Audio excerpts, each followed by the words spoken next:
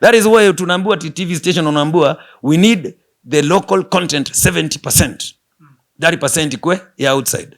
Alafu wanapoletea sijui kubagi ya sijui zinaitwa nini vitu za Wahindi translated in Kisii, in Kikamba, in Kikuyu. What is that? So do they call that local content? Kutuletea an Indian film imelipsinkiwa in Kikuyu at Inoro. Why can't they create such a show ya Kikuyu na actors wa Kikuyu in Inoro? You get me? When you create yours, kuingiza pale ni ngumu. Na ukiingiza pale wale producer watakukula ulikuwa nothing. It's your show. When ulika na content, washaichukua mpaka unaambiwa wewe ni director sasa. Director mwenyewe una direct na content ni yako. Rights nazo, anaziona. Kwani kuna rights Kenya?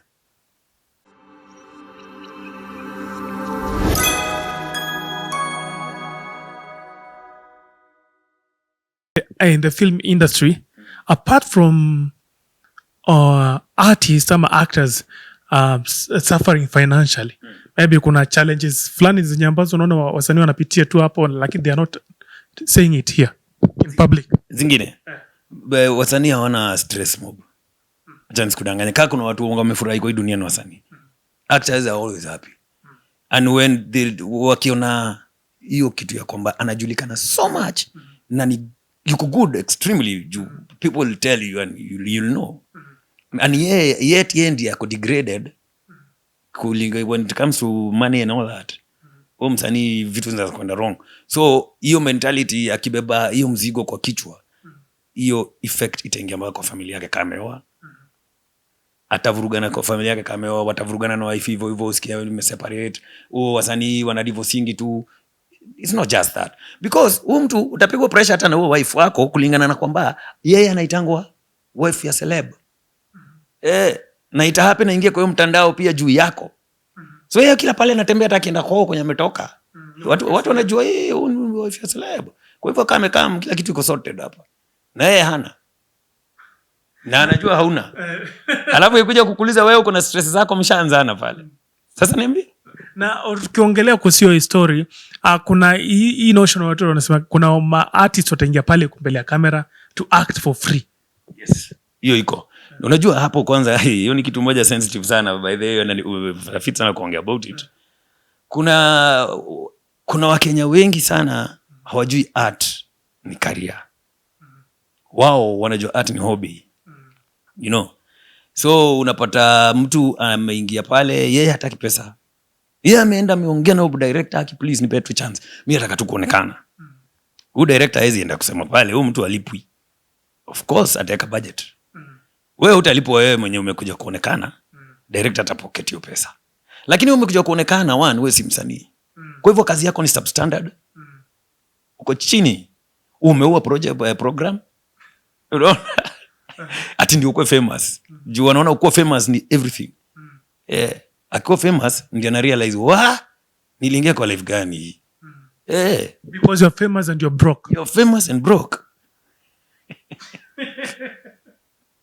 You're famous and very broke, bro. Unaona? Hiyo ni life moja ngumu. Alafu watu wengine kwanza wa Kenya hapa wanafaa wajue kitu moja. Unakutana na mzee. Ras, haki kazi yako tunaikupenda, kazi yako tunaipenda sana. Wacha hata nikubea soda. Atakubea soda hata ya 200. Right? Unajua sasa msichana wangu alimaliza form 4. Unajua sasa hiyo mchezo mnachezanga pale. Si unaweza mchukua mchezange na yeye kabla aingie university. Jiko ni mchezo tu mchezo pa. Anaona tu mtu toka na huko kwa barabara unaingia pale unaingia. Unaanza kuongea, unaanza kusema they think it's easy. It's very hard. Ni kitu ngumu. When I'm shooting 24 minutes episode in 2 days from 8 to 5. Kweli ni kazi rahisi? Si rahisi. And still on the film industry, the film industry in Kenya is evolving. Tumekuwa tukiona at least kwenye movies hapa Kenya kadhaa in Netflix. But kwa zile scenes unapata wameleta scenes kama zile explicit. Unapata pale watu wanakulana live yani to try and adapt that international quality ama standard. Do you think hapo hiyo si level yetu ya Kenya, hapo tunakiuka maybe kanuni zetu? Do you feel maybe hiyo si tabia zetu hizo kama wa Kenya? Wacha nikwambie, filming haina Ukenya ama Uganda. Film is film.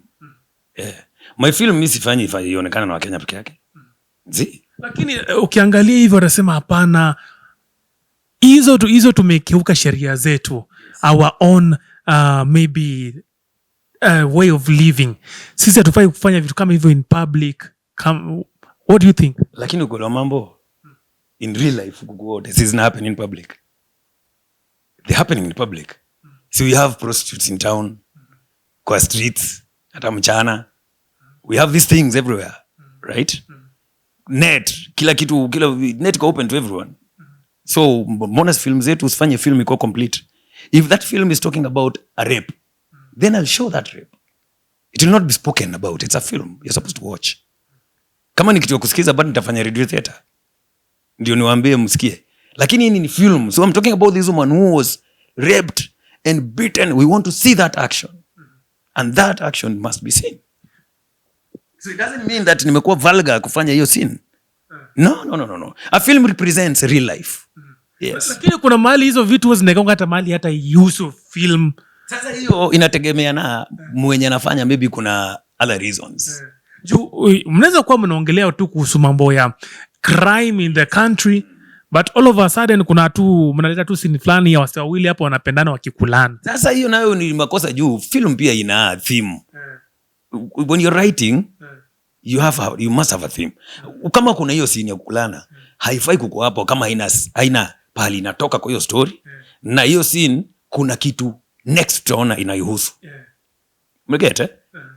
Kuna ka progress. Kutoka kwa hii scene, maybe mtu hii scene imekam, ndio tukifika pale fulani kwa hii film, muta understand hiyo action takuwa hapo mki refer kwa hii scene.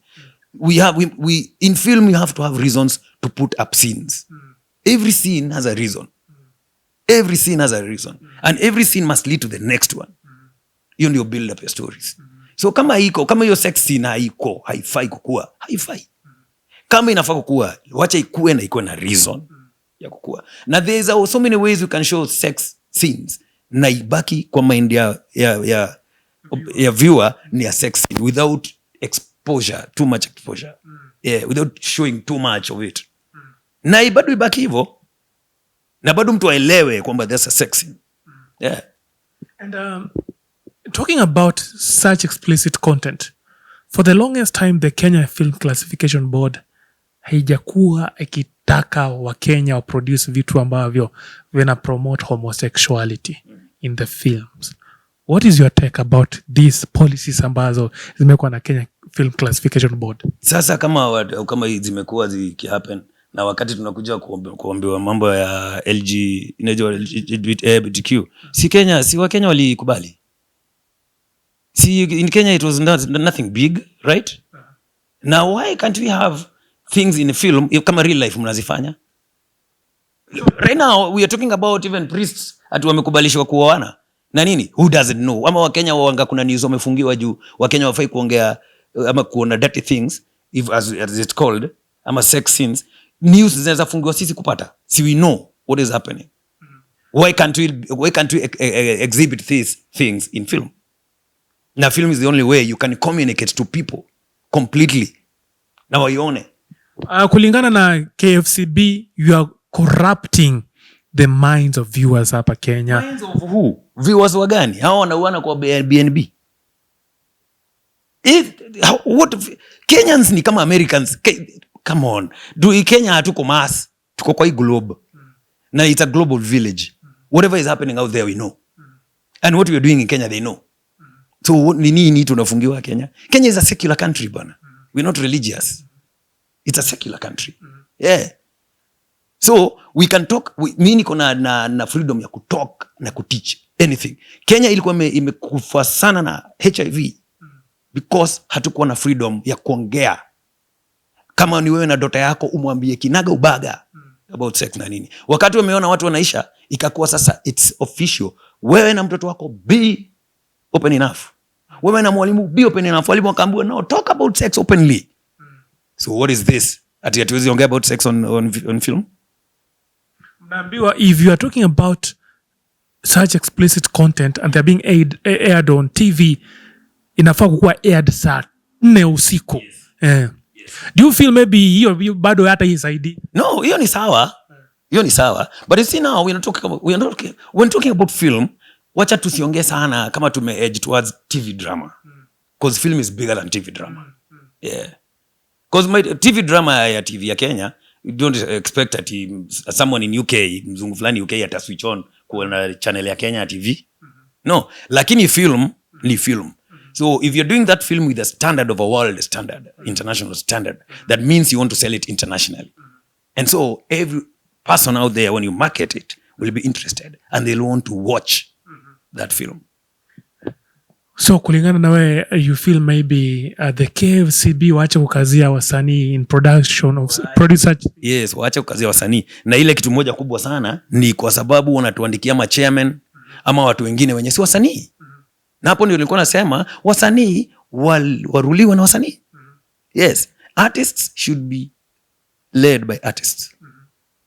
An artist hata akuwe ndiye chairman wa hiyo film commission na nini, anaelewa what artist. Lakini wezi tu wa mtu na huko nje, sijui kwa docket gani, sijui maybe alikuwa Kenya Power, ama sijui alikuwa wapi, ati yeye anakuja kuwa film commission nini chairman. Why? Anajua aje mambo ya film? Nini anajua about film? Nothing. Yeah. Let the wasanii wenyewe, let those filmmakers and everyone get together and vote for a person who will lead them. Yeah. Hii si kitu formal. This is not a formal thing like teaching. Hakuna standard ya usanii. Hakuna actors usoma how to act. It is talent. It's talent. What is done when you join the professional art is you're sharpened. We just train you what you have inside, we exploit it. Yep. And then your eye starts seeing some other different ways of doing things apart from how you do them. When you mix those feelings and the directors come in there, they shape a professional actor, an actress. Yeah. So ukiangalia recently KFCB walisema kwamba they are trying to ban some contents on streaming platforms hapa Kenya. For instance, contents pale kwenye TikTok, people are going live to do crazy stuffs online. Na pia hizi contents zingine tukiweka pale Facebook pia kuna vile KFCB wanaonelea you as actors mnakiuka sheria ya film production hapa Kenya. Do you support KFCB banning such films from online platforms? Unajua, when we're talking about, kuna vitu mingi sana ziko kwa platform ya online, TikTok na nini, which are not done by artists. No. Mtu ambaye anaweza come up na kitu yoyote na afanye, si msanii. No. Tukisema watu ni wasanii, tutasema basi the 54 million of us ni wasanii. That is what nilisema pale mbele kwamba we need a policy to define who is an artist. Yeah. Not anybody. Si ati mkiweka kitu TikTok na mtu aliweka tu na mtu anafanyanga kazi ya kulima ama slaughterhouse. Ameweka, then film commission inakimbia hapa kusema ati wasanii wameweka hii tunatoa. Nani alisema huyu ni msanii aliweka? Wamejuaje ni msanii? Amedefine wapi ni msanii? Wapi amedefine ni msanii huyo? Ndiye ameweka hii kitu. Na kila mtu ana freedom of create something and put it there. Ona. So our films, film yenye imefanywa real inapitia film commission, wale wanaenda kustamp to that this is a film imemekwa, professional film imemekwa in Kenya by Kenyan artists. Yes. Kama iko na content yenye maybe inakaa mbaya, we will contend on it. We'll sit with the producers, with the production ya hiyo film plus the film commission, we talk, we agree, okay, hapa. We have the bench all the time. We'll go back to the bench and edit again. And the film iende nje na hii na ionekane. Lakini wasi compare wa film making na vitu za TikTok na YouTube. Kila mtu anaweza fanya hizi vitu on YouTube. Yeah. Doesn't mean we're a filmmaker. No. Now, of course, the production of films hapa Kenya, it's not an easy thing. It's not cheap. Kabisa, it's expensive. So, for a while tumeona people coming up with their own production, the likes of Abel Mutua and Feel It Production. Have you interacted with them? Unaoneleaje kazi yao? Ni deadly sana. Nao ndio watu nataka, kama kuna watu naweza penda wakuwe mwigo wa Kenya wenye wanafanya usanii, ni hao. because they come from very far. The moment they realized this TV had to exploit for nothing, waka split. And immediately they hit on their work. Na sikuwa mdanganyi haijakuwa bed of roses. No. Ukiuliza kina Beli, before they got there, wale wasoli tamak. Kiatu inaisha na tamak na sol ya dash yako. Kama una sol ya kiatu. Una hiyo sol inaisha ya dash unabaki na bone. Na bado usimami. Juu kuna focus unaona na walifika hiyo focus. Na bado una imove. That is very positive. Yes. Hiyo ndio the kind of things that wale upcoming artists na nini wanafaa kuangalia. Na tena waangalie pia direction ya how they do their things. Hawafanyi ma contents zingine hazina mwelekeo. No, ukiangalia Abeli, ukiangalia Abel pale, stories zake ni interesting sana. Na hata uka Google story ya Abel, utapata ni story relate na a real life story. Na ili happen somewhere. Na ukiangalia Abel Mutua na Philo pale na the current KFCB CEO. Do you feel maybe the current KFCB CEO is not working vile anafaa ili kuweza kumake sure the film industry imefika ile level yenye mnataka? Hawak venye inafaa. Sahii tunaambiwa CDF, sindio? Kuna sijui nini. But if this guy would look for investors, especially Kenyans, they are there. There are Kenyans who are sitting who would love to invest in film, but they would not risk without kuonyeshwa, hey, this is what will earn, this is how the things will go. To be assured. So they need. If that chairman anaweza pata investors awashue, believe me, hatuwezi kosa 10 billion ya kwanza films industry in Kenya yenye ni deadly. Because maybe niko na script yenye ni noma sana. I have someone, director mwenye ni mnoma sana, hatuna pesa. If I had that script and I go to the film commission, tukae chini nao, tujue, hii film happen, gava inakula hii, production mnakula hii, production na nyinyi mnalipa actors hivi, nyinyi mnafanya hivi, that is it. They can sponsor as many films as they can. Hiyo film ikienda pale kwa board kama ni amateur, inauzwa ina amateur way. Kama ni professional film, inauzwa ina professional way. Yeah.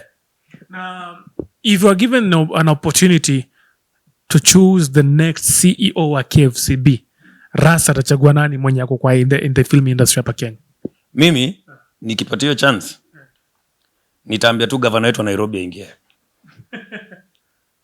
Yeah. Nitaambia Sakaja, wewe achana na governorship ya Nairobi. Shikilia hiyo Kenya Film Commission. Juu wewe yeye ni msanii. Na Sakaja knows where we come from. That is unaona Sakaja alikuja akasemaje, mimi mambo ya kulipisha msanii ati kushoot town sitaki kusikia. Let them shoot. Juu tulikuwa tutaksiwe bwana. Tikanjui kukumbisha tao ati ulipe.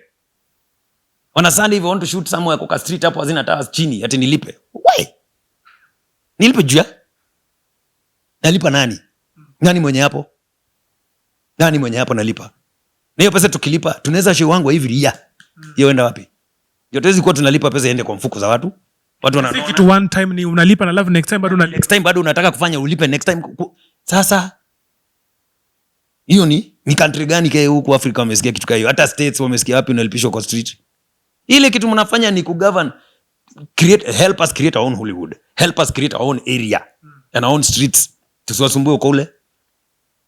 So unaona role kubwa sana KFCB hapa Kenya ni kufanya nini? Role kubwa sana ni kudefine kwanza who are these filmmakers. Yeah. Lakini ni nini wanafanya ambao it's not aligned with what you guys are doing? Hakuna, because they are running for ni kutax watu. But they're not helping you to create the work. What is kazi yao ni kuchukua do? Ndio wanachukua kutoka wapi bwana? If they cannot back up the artist. Now the only way to back up the artist is to bring the artists together, wakuwe one thing. Na hiyo ndio unasema they help the unions, they help the country to have a union, they help the artists to have a guild. It's their work to do that, man. It's their work to uliza, mmefika hapa mnajaribu hii na wasanii wamekuja pamoja for this then they take it serious. Na wakae chini ku negotiate. Na watatafutie venye hiyo itaingia kwa parliament kwa contended imekiwa into a policy. Then they can be able to govern us. Sasa wana govern nani? Kenya Film Commission inajua wasanii wangapi Nyeri? Ama Maral? Magadi. Yeah? Wanajua ngapi? So who are they governing? Niambie wana govern nani? Hiyo film commission wajua mimi ni msanii walishaniita tukakaa chini wakanijua na mimi nikawajua. Tunaendanga Labor Day. Unaona? Atuoli parastatos zote zinapitia hapo. Wana magari zao. Watu wa stima wako na matransformer kwa malori. Nini ushaona msanii akipita hapo. Hawa sasa ni wasanii wetu wa Kenya. Hao ni actors, hao ni producers, hao nyuma yao ni directors. Tumebeba makamera tuki-exhibit pia sisi tuna belong to the workforce ya Kenya. Ushaona? You guys are neglected. Yes, you are not defined. We don't exist. Sisi tuna exist out of our own egos. To exist because there's a platform. There is none. That is why tunaambiwa TV station unaambiwa we need the local content 70%. 30% ikwe ya outside. Alafu wanapoletea sijui bag ya sijui zinaitwa nini vitu za Wahindi translated in Kisii, in Kikamba, in Kikuyu. What is that? So do they call that local content? Kutuletea an Indian film imelipsinkiwa in Kikuyu at Inoro. Why can't they create such a show ya Kikuyu na actors wa Kikuyu in Inoro? You get me? When you create yours, kuingiza pale ni ngumu. Na ukiingiza pale wale producer watakukula ulikuwa nothing. It's your show. When you come na content, washaichukua mpaka unaambiwa wewe ni director sasa. Director mwenyewe una direct na content ni yako. Rights nazo. Kwani kuna rights Kenya? Hata president Ruto anafaa tuambie rights za msanii ziko wapi? Ndio anatetea kila mtu. Mimi sijaisikia akiongea juu msanii. And I'm very sure anakaanga chini kuwatch the TV. Na anafurahi sana kwa wasanii akicheka. Lakini ashauliza mashida zetu.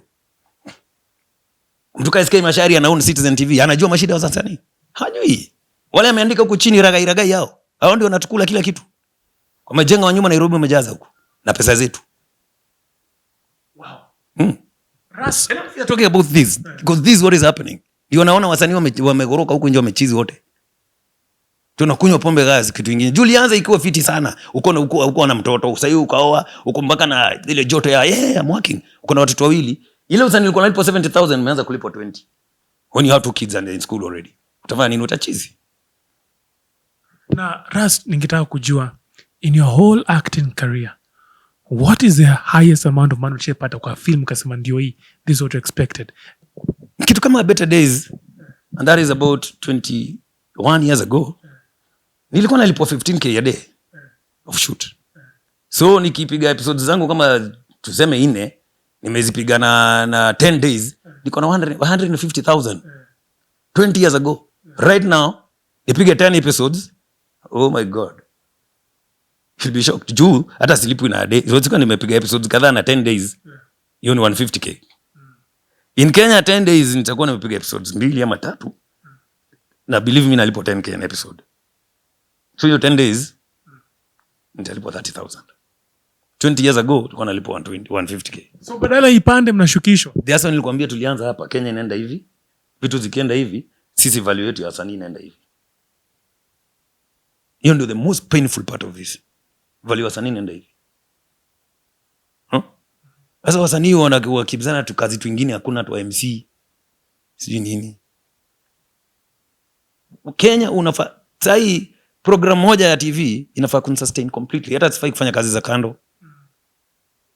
One, huyo msanii ako at risk. Wakati msanii anakuwa ati haezi ishi nice estate, juu haezi afford. Anaishi estate yenye wale wana misunderstand.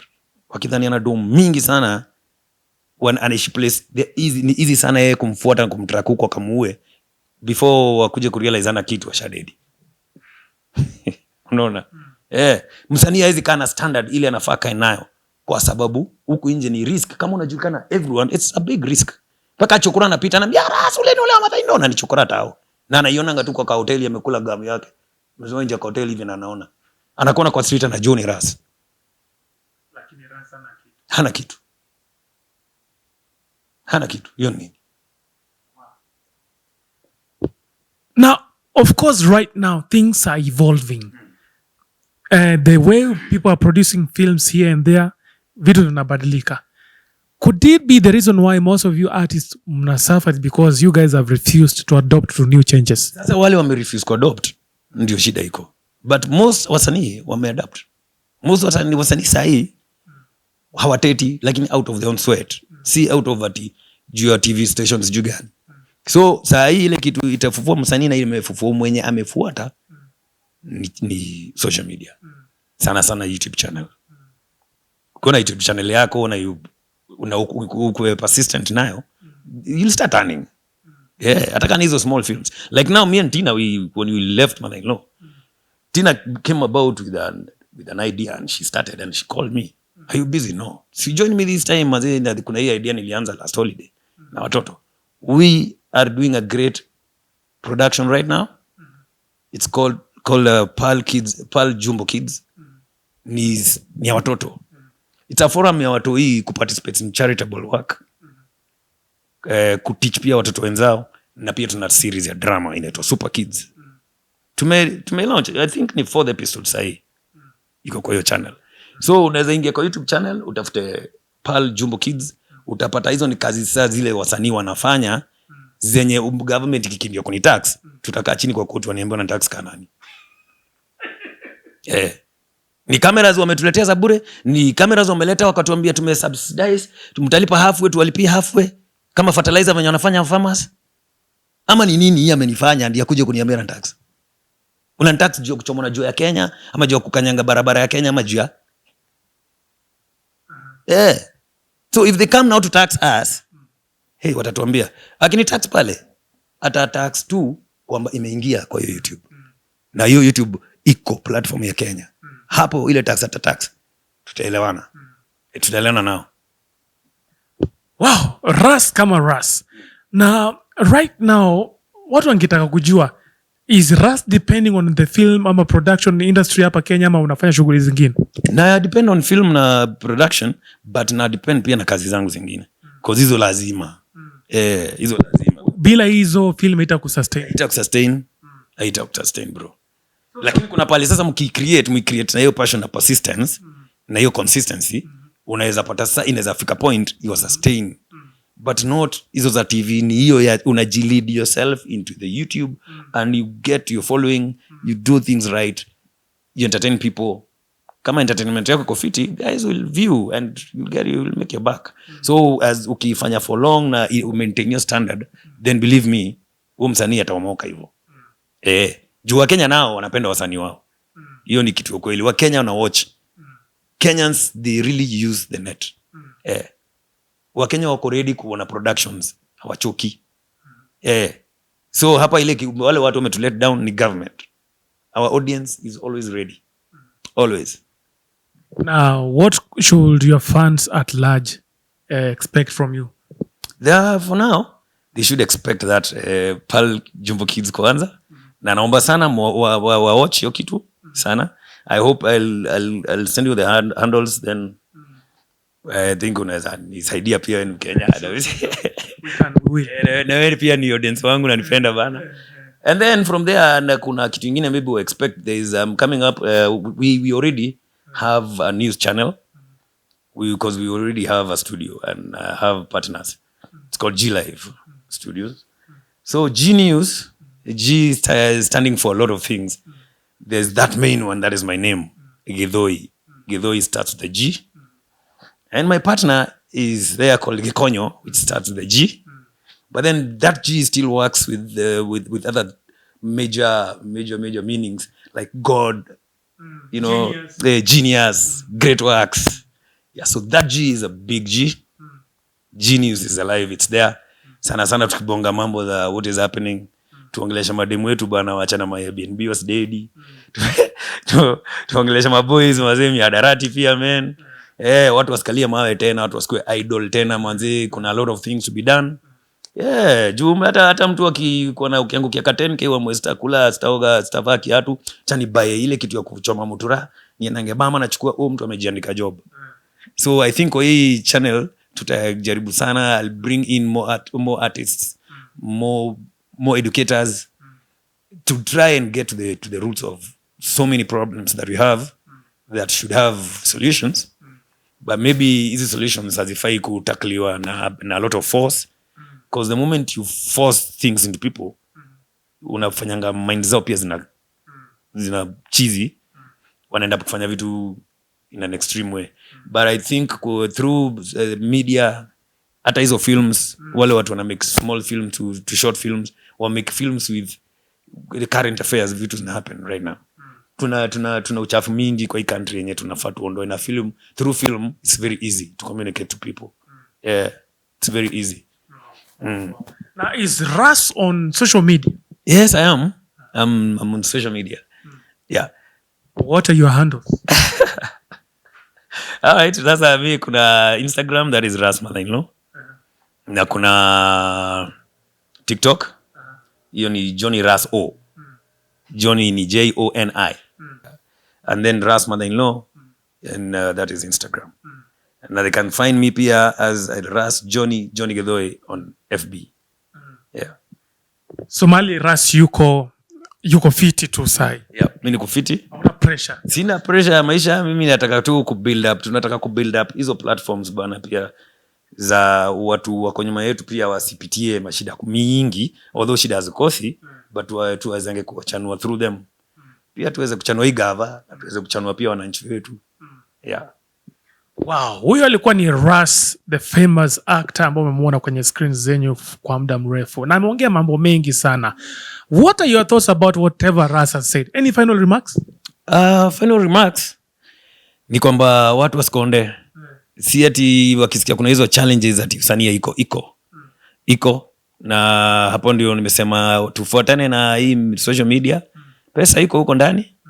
But pia as my interviewer alikuwa ananiuliza hapa, tutafute pia tuwe content pia zina maana. Tusike tu content hakuna ni vitu za kuturudisha manyuma, vitu mpaka wazazi wakiona hivi wanaanza kuambia watoto msiingie kwa social media tena, hizi vitu si mzuri, juu watatukasia pia sisi wenye tunafanya vitu za kubuild. So mtu anajua atafanya kitu ya kubuild, enda tu kwenye uocha ukalime. Wacha kufanya tu vitu mingi. And a point to take home, not everybody ni msanii. Not everyone ni msanii. Na hiyo kwanza I'm pointing to the Film Commission of Kenya. That kitu yoyote ikiweko kwa Instagram, iweko kwa TikTok, iweko wapi, msikimbile wasanii. Hii ni platform iko open to everyone. People create anything and put in there. Na mkiweka, mtuambie mmedefine huyo ni msanii aje. Wow. Na mwache kupiga jamaa mmoja tunampenda sana. Naitwa nani? Naitwa aje mjamaa alikuwa Churchill huyo.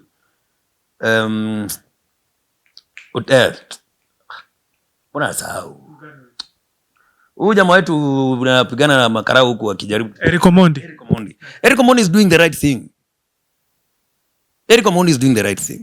It is time we tell these people. Mpaka watusikie. Lakini hamtaki kwenda streets na Eric Omondi. No. Si lazima kuenda kwa streets. Eric Omondi sahi tunaweza kaa chini, we change it into something else. Tunaweza demonstrate in a different way. Yeah. So Eric Omondi is on the right track. On the right track. Anaweza kuwa hapa na pale, kila mtu anga na weaknesses.